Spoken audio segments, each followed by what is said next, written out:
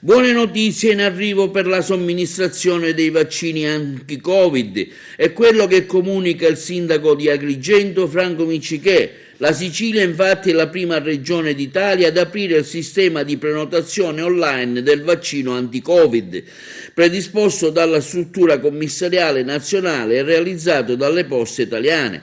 A partire dalle 8:30 di oggi, 8 febbraio, i cittadini siciliani con più di 80 anni, compresi quelli appartenenti alla classe 1941, potranno accedere al form prenotazioni.vaccinocovid.gov.it, che sarà raggiungibile anche attraverso il sito web della regione siciliana, il portale siciliacoronavirus.it e tutti i siti internet delle aziende del sistema sanitario regionale.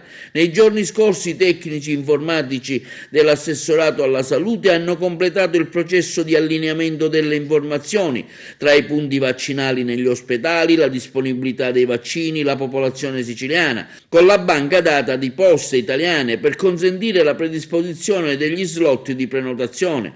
Da oggi è possibile accedere al sistema online che consentirà di scegliere il centro vaccinale siciliano più vicino e quindi determinare così l'appuntamento per la somministrazione del vaccino.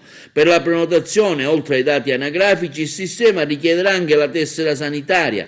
Oltre alla piattaforma online sarà possibile prenotarsi attraverso un call center dedicato, telefonando al numero verde 80.000 9966, attivo da oggi al venerdì dalle ore 9 alle ore 18, esclusi sabato e festivi. Contiamo, afferma il sindaco, di avviare le prime vaccinazioni sui cittadini di 80 anni dal prossimo 20 febbraio, mentre dal 1 marzo prenderà il via la campagna domiciliare rivolta ai siciliani di questo stesso target che non possono raggiungere autonomamente i centri vaccinali. In Sicilia i cittadini che rientrano in questa fase del target sono circa 320.000. Il vaccino, come è noto, è gratuito per tutti.